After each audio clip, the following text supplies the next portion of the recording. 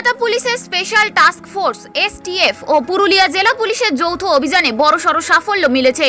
গোপন সূত্রে পাওয়া তথ্যের ভিত্তিতে পুরুলিয়া ধানবাদ 18 নম্বর জাতীয় সড়কের বেলকুড়ি এলাকায় অভিযান চালিয়ে একটি লরি থেকে আনুমানিক 322 কেজি গাঁজা উদ্ধার করা হয়েছে। এই ঘটনায় আন্তঃরাজ্য মাদক পাচার চক্রের মূল পান্ডা উড়িষ্যার বাসিন্দা কালিয়া লঙ্কা সহ মোট 7 জনকে গ্রেপ্তার করেছে পুলিশ।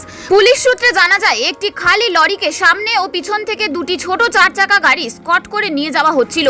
সন্দেহের ভিত্তিতে গাড়িগুলিকে আটক করে তল্লাশি চালানো হলে লরি ড্রাইভারের কেবিনের পিছনে এবং ছাদের ভেতরে তৈরি করা গোপন চেম্বার থেকে বিপুল পরিমাণ গাঁজা উদ্ধার হয়। অভিযানে একটি লরি এবং দুটি ছোট 4 চাকা গাড়ি আটক করা হয়েছে।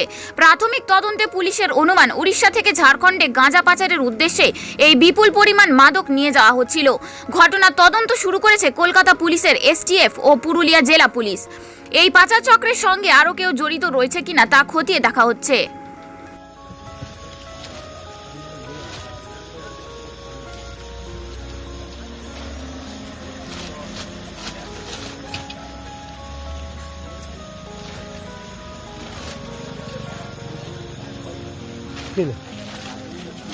হ্যাঁ আছে না চলে গেছে নকুল কি করবে তুই? হ্যাঁ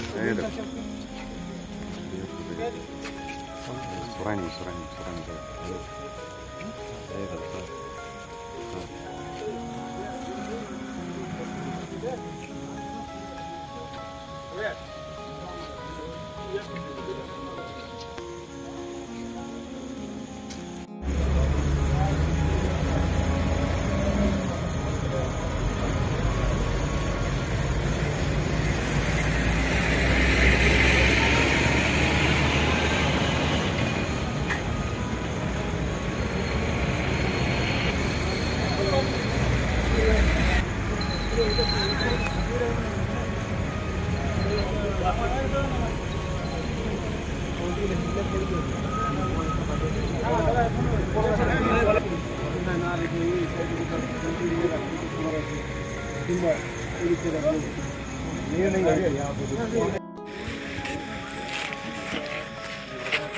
মাস্টার বাড়ি আবার আমার ওখানে